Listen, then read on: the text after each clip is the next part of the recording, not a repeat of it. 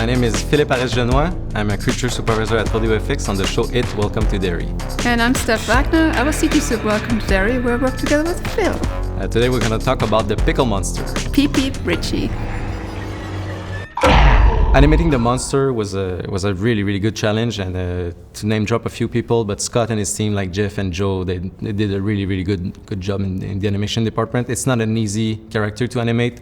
First, the rig is super complex. Like if we describe the character, he has like 7 tentacles, and already a tentacle in animation is really hard to animate.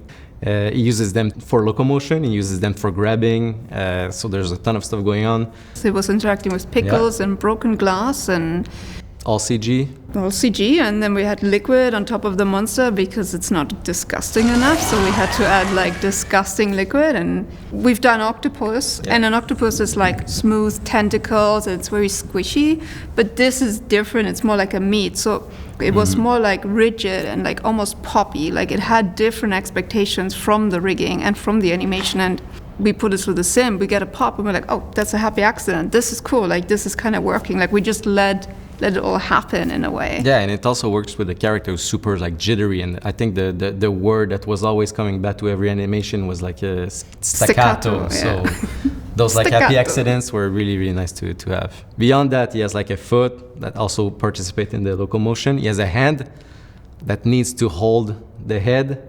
And then obviously you have the 3 slices, which is a performance on its own, because you need the slices to emote, to do a performance.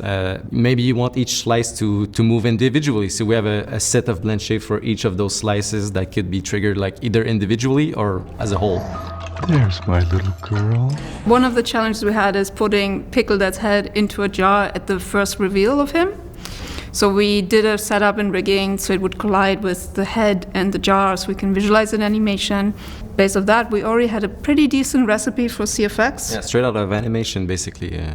All those slices of the head, I think the way we had it built directly in the rig, it helped a lot this part of the work. Yeah, and then the next thing we did, like in CFX, when we compress against a jar, we actually output a weight map that we could read in lighting and compositing. So with that weight map, we could say when the nose is touching the jar, the look diff is going to change, the displacement is going to change. So we could actually render multiple passes out of lighting to comp and get the correct look of what it actually looks like if your head is in a jar, I guess. Because when the light comes in the liquid, there's no coming back, so there's no actually reflection, there's no specular highlights. When you have something in a liquid, it's Scott who did the jar, somebody pressing against the jar. So yeah, that was a good reference for that type of work. Yeah, but, it was a good challenge. Yeah. I'd say it was like a good technical challenge, but getting this mass of meat to move, that's almost more of a creative challenge, right? Yeah, like how do you approach this? This is just, 1 week you're throwing sausages around the room, the next week you have to do it in CG. Yeah, exactly.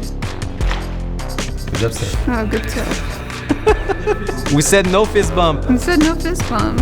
We didn't practice this outside.